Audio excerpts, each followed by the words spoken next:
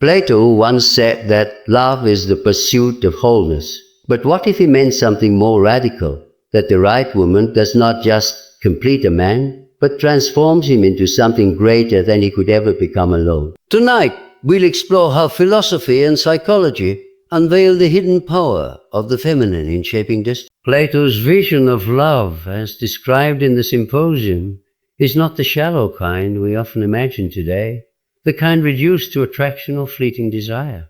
For him, love was a divine forward toward what is eternal and true. When a man encounters a woman who embodies more than beauty, when she becomes a spark for his inner fire, something profound happens. She is no longer just a partner, she becomes a mirror. In her presence, he sees reflected not only what he already is, but what he might become. And this vision compels him to rise. Think of how this unfolds in real life.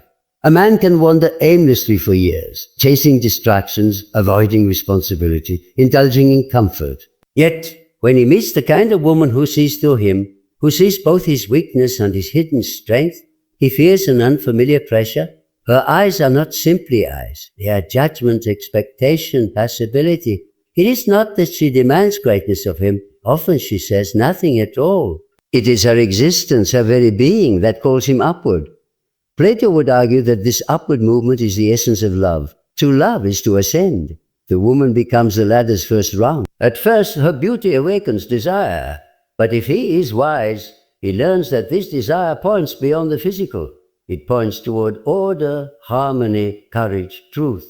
In her, he encounters the echo of the eternal, and his heart begins to stretch toward it. You can see this dynamic in stories of men who created empires, art, or philosophies because of a woman's presence in their life. Not because she gave them instructions, but because she revealed a standard, an image of what he might be if he grew into his highest self. This is why Plato called love a kind of divine madness. It shakes us, unsettles us, and drives us beyond the limits of our ordinary existence.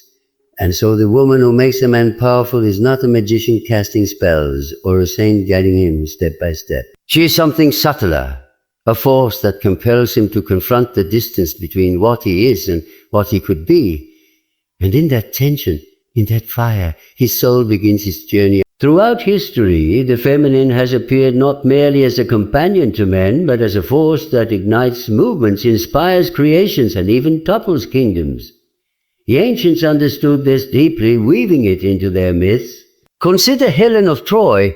Her beauty was said to launch 1,000 ships, setting empires ablaze. Or Aphrodite, the goddess whose power was not brute strength but allure, capable of swaying gods and mortals alike. These stories are not simply about individuals. They are symbolic reminders that the feminine holds a mysterious energy capable of moving the world. Carl Jung would later give this mythological insight psychological form. He called it the anima, the feminine archetype within a man's psyche. The anima is not just a projection of outer women. It is an inner figure, guiding him toward depth, imagination, and balance. Without it, a man risks becoming dry, mechanical, trapped in rationality without soul. But when the anima awakens through encounter with a real woman or through inner reflection, the man discovers creativity he never knew he possessed.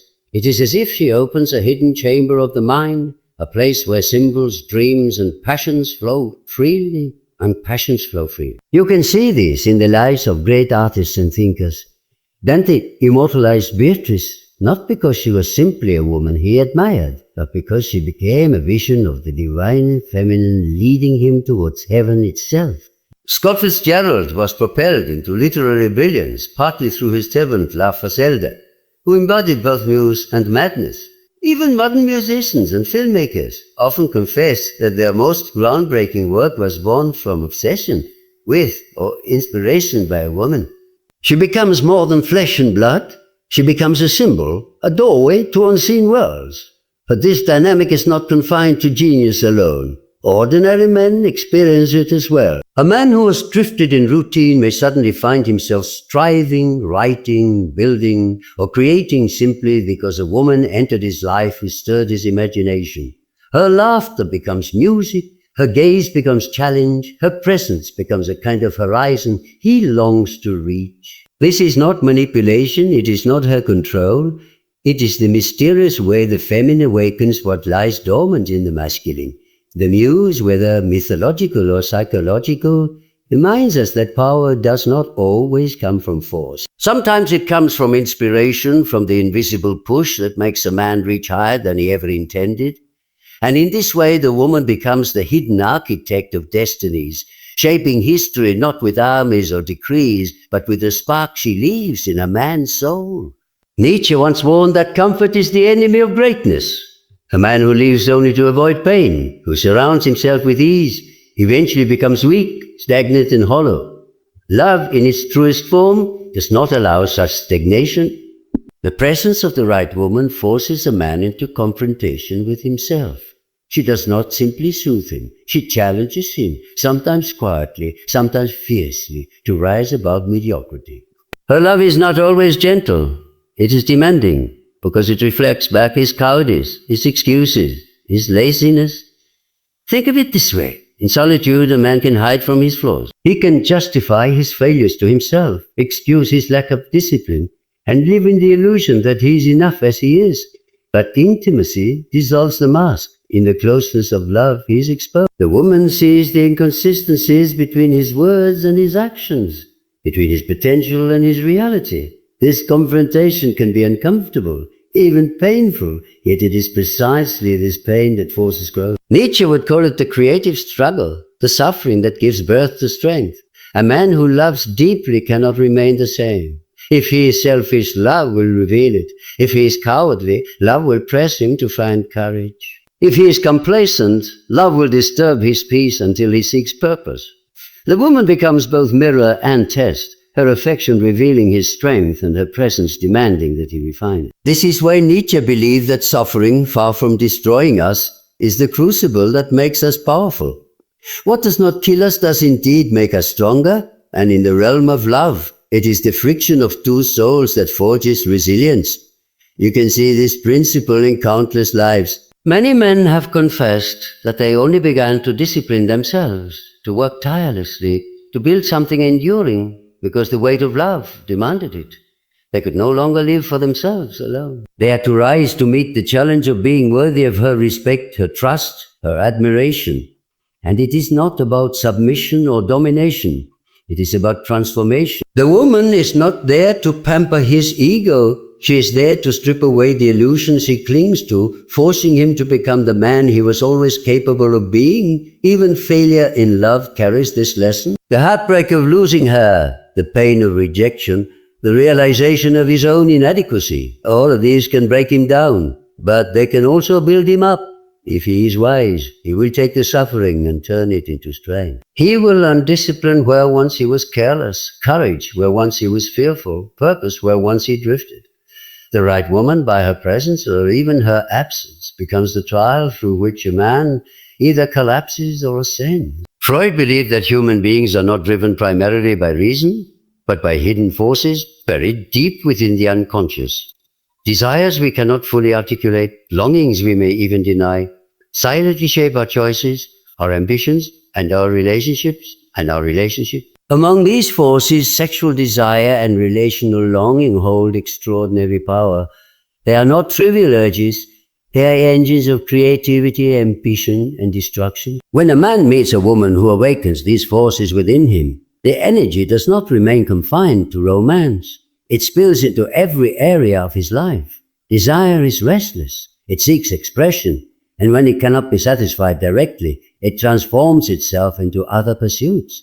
Freud called this sublimation, the process of redirecting instinctual drives into socially productive channels. The man who burns with longing may turn that fire into art, into science, into conquest, into empire. History is filled with examples of men whose towering achievements were inseparably bound to the women who stirred their unconscious desires. Their love affairs, whether fulfilled or frustrated, became the hidden current behind novels, symphonies, inventions, and revolutions. But Freud's insight goes deeper. The woman is not only an object of desire, she becomes a symbol in a man's psyche, representing everything he yearns for but cannot fully possess. This symbolism is why desire can be so consuming. A glance, a smile, or even the memory of her presence can unleash torrents of energy within him. The unconscious interprets her not merely as herself, but as the embodiment of wholeness, of fulfillment of life itself. To pursue her is to pursue meaning, and to lose her is to feel the collapse of the world. In everyday life, this dynamic explains why men often find themselves driven to extraordinary lengths when inspired by love. A man who was once careless with time may suddenly become disciplined, focused, and ambitious. The unconscious drive to win her respect, to keep her affection, or even to prove himself after losing her, reshapes his behavior. He begins to channel energy into building a career, achieving recognition, or creating something that outlasts him. What might look from the outside like ambition or determination is, at a deeper level, the redirection of longing, yet the same force that builds can also destroy. Unacknowledged desires can erupt as jealousy or reckless behavior. The unconscious is not gentle. It demands expression. If a man cannot master and redirect his drives, he risks being consumed by them. The woman, in this sense, is both muse and mirror, revealing whether his inner fire will illuminate the world or burn him to ashes. Freud forces us to see that love is not a simple emotion resting on the surface of the heart. It is a vast subterranean river of energy surging beneath consciousness. And when a man encounters a woman who awakens it, he is faced with a choice: to allow the current to sweep him into ruin, or to channel it into power, creation, and destiny. For Plato, love was never meant to stop at the level of bodies. Physical attraction is only the doorway, the beginning of a journey that leads far beyond desire. He described this path as the ladder of love, where one ascends step by step, first enchanted by physical beauty, then by the beauty of the soul, and finally by the beauty of truth itself. The woman who makes a man powerful is the one who does not allow him to remain at the first rung. She pulls his vision upward, urging him to see that the essence of their bond is not possession, but transcendence. This is why Plato spoke of love as a kind of madness, yet not a destructive madness, but a divine one. The man feels torn out of himself, intoxicated by something he cannot fully explain. The woman becomes more than a partner. She is a doorway to the eternal. Her presence awakens the hunger for what lies beyond the visible world. In loving her, he learns how to love something greater than himself. She is both the spark and the guide, igniting a fire that compels him toward wisdom, courage, and virtue. Think of the man who begins with desire, but through devotion learns discipline.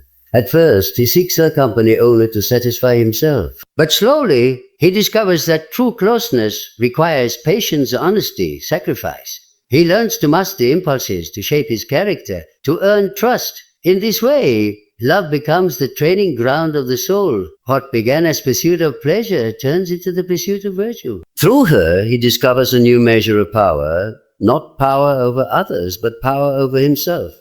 The ancients saw this as sacred. For them, love was not a distraction from philosophy, but its very engine.